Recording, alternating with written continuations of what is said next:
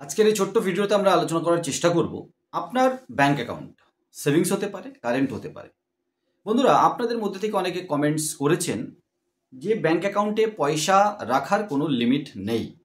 Overall যদি ধরেও নেওয়া যায় আপনার পয়সা আপনি আপনার ব্যাংক অ্যাকাউন্টে রাখবেন, আপনি হাজার হাজার কোটি কোটি টাকা আপনার ব্যাংক অ্যাকাউন্টে রাখতে পারেন। তারপরেও আমরা বলবো ভেরিয়েন্ট অনুসারে আপনি যে অ্যাকাউন্ট ওপেন করেছেন তার উপরে ডিপেন্ড করে অবশ্যই কিছু ব্যাংক অ্যাকাউন্টে কোনো লিমিটেশনস নেই, আপনি অনেক পয়সা রাখতে পারেন, যত ইচ্ছা পয়সা রাখতে পারেন। কিন্তু কিছু ব্যাংক অ্যাকাউন্টে পয়সা রাখার এবং তার একটা লিমিট কিন্তু আছে। বন্ধুরা, স্কলারশিপের জন্য অ্যাকাউন্ট ওপেন করেছেন, স্যালারির জন্য অ্যাকাউন্ট ওপেন করেছেন, আপনার জিরো ব্যালেন্স জনধন খাতা বা জিরো ব্যালেন্সের একটা অ্যাকাউন্ট ওপেন করেছেন, নিশ্চয়ই সেখানে আপনি আনলিমিটেড পয়সা ডিপোজিট করবেন বা রাখবেন, আর ব্যাংক সেটা মুখ বুঝে মেনে নেবে। আরবিআই এনপিসি এর রুলস কিন্তু সেটা বলে না। জনধন খাতা 50,000 টাকা পর্যন্ত আপনি ম্যাক্সিমাম একসাথে রাখতে পারেন।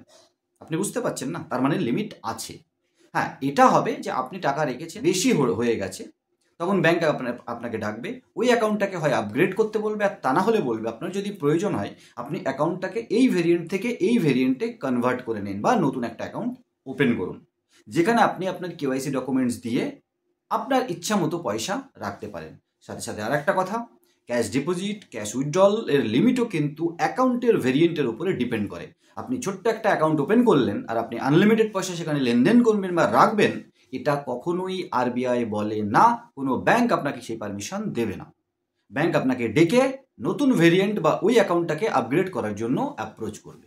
আইটিআর ফাইল করলে এক ধরনের লিমিট পাবেন আপনি, আইটিআর ফাইল না করলে আপনার পয়সা লেনদেন বা পয়সা রাখার যে লিমিটেশনস সেটা কিন্তু কমে আসবে, আপনি পারবেন না।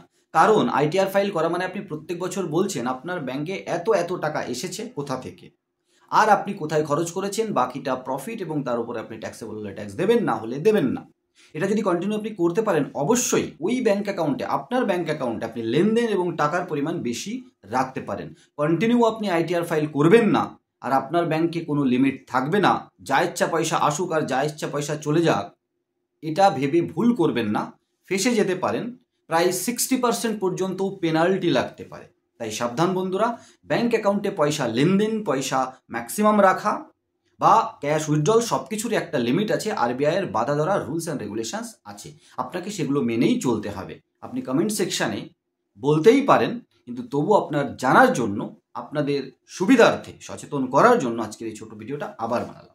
ভিডিওটা কেমন লাগলো কমেন্ট সেকশনে অবশ্যই বলবেন। ভালো লাগলে লাইক শেয়ার করতে ভুলবেন না। চ্যানেলে প্রথমবার এলে আইএনডি টেক জোন ইউটিউব চ্যানেলকে সাবস্ক্রাইব করে পাশে থাকবেন। আর সাবস্ক্রাইব করার সাথে সাথে অল নোটিফিকেশনের যে বেল আইকনটা আছে সেটা প্রেস করে অল করে দেবেন, যাতে নেক্সট ভিডিও সবার প্রথমে আপনার কাছে নোটিফিকেশন পৌঁছে যায়।